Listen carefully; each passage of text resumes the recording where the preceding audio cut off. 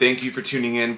Liverpool Football Club hosted Chelsea today at Anfield, and if you were at Jocks or Dailies, you could see that it really felt more like a win for Chelsea and 2 points dropped for Liverpool as the two sides played to a 1-1 draw.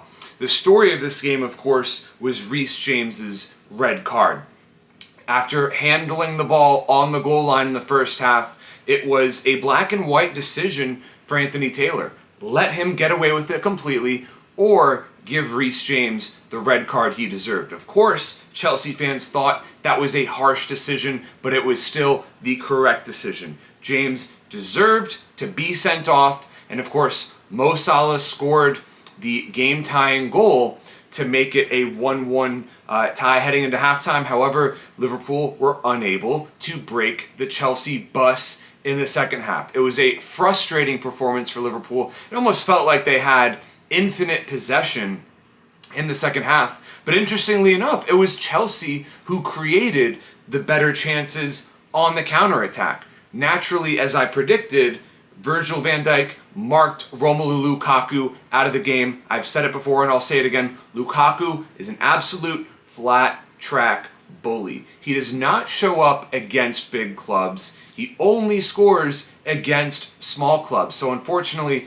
that would mean that Arsenal's a small club, but that's going off topic here. Liverpool is the type of club that Lukaku disappears against. Kai Havertz did well to score the opening goal for Chelsea.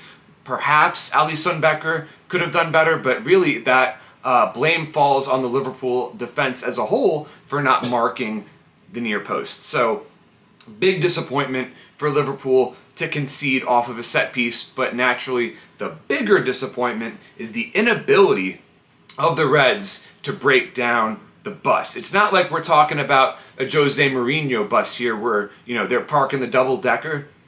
The chances arose, but they were never taken. Sadio Mane, very disappointing performance today. Mo Salah, not quite good enough. And I was a little bit surprised to see Jurgen Klopp pick Bobby Firmino over Diogo Jota. I thought Jota was outstanding in the first two games of the Premier League campaign for Liverpool, but he was left on the bench today. In Jurgen we trust. Perhaps it was a decision to protect Jota's fitness. Who knows? But what I would like to know is the fitness status of Bobby Firmino following this game. He was taken off before the end of the first half. He looked like he was in discomfort. So if Firmino is injured, all I can say is that hopefully it is nothing serious, because Liverpool is one injury away to the front three from disaster. All right?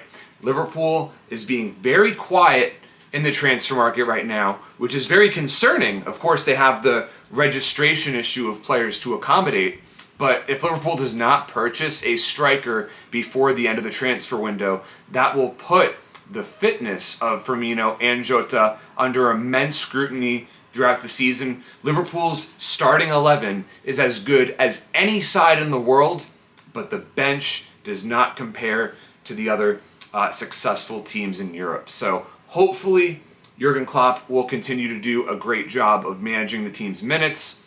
The Reds will surely bounce back from this disappointing but not heartbreaking result and continue to push on in the Premier League after the international break.